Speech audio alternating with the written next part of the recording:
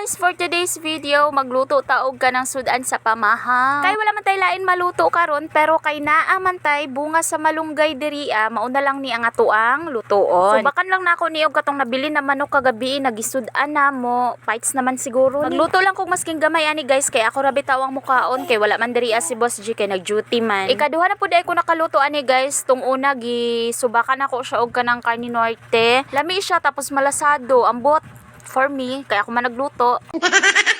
Bitaw guys, karon ra pud ko nagakaon ani no kay sa una manggod tong dalaga pa ko dili jud ko ganahan ani mukaon. Kay dili ko ganahan sa lasa, sila mama manggod og si papa hilig ani magulay dati. Pag wala misudan galawoy lang tapos ginabutangan og kanang bunga sa malunggay or kanang bulak sa malunggay. Kahit unsa na mga gulay guys, dili jud ko ganahan ana mukaon sa una kay artihan kayo ko gulay. Mukaon ra ko gulay sa una kanang gigisa, giprito, kanang talong. Pero kanang ingon na kanang gulay gyud na kanang bawan, timi kayo ko magkaon sabaw-sabaw ra jud na ako guys. Pero tong pagpanganak nako sa ako ang panganay, dira lang jud ako na-appreciate tanan gulay guys. As in kauno na nako tanan gulay kahit kanang lawoy, kanang ginataan na kanang gulay, gakaon na ko ana. Tapos kanang mga ginalapawan na talbos sa kamote, mukaon na pud ko ana. Dili na ko artihan ambot. Pero sa una mangutan mi kay mama ma unsay sudan. Moingon si mama gulay, magreklamo jud mi ana kay nganong gulay na pud ang amo ang sudan.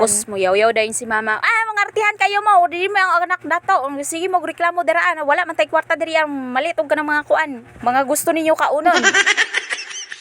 Mauna mo hilom na lang mi tapos mukaon na lang mi pero ako mo budbud kog asin para ganado lang jud ang ako ang kaon. Og pagkaman ako ana nang giluto dira, gigisa na nako ng mga lamas tapos ako ana nang gipamutang ng bunga sa malunggay dira kay para mamekos-mekos na siya og para maluto na kay si Gianna gamaoy na sa sulod. Gibutang ra nako siya sa stroller guys kay para dili mataga kog ako ana pundang gibutang ng manok na nabilin kagabi.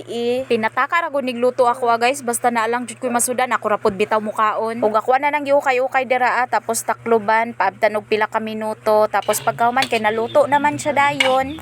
Patayon na dayon nato ng butane dira kay para dili masayang og pagkahuman kay manghugas na ko diri ag plato kay tambak na pud ning hugason diri og napatulog na pud ay nako si Gianna diri guys ug human na pud nako siya napaligo mao nang nakahigayon nako dira ag panghugas og kanang plato. Gadali-dali ko ani og kanang lihok kay basi mo mata na pud ba unya nagalain biya tong ihang paminaw kay gisip-on siya kay tong niaging adlaw nababad siya sa tubig ba kay nang laba manggud ko nya naligo siya.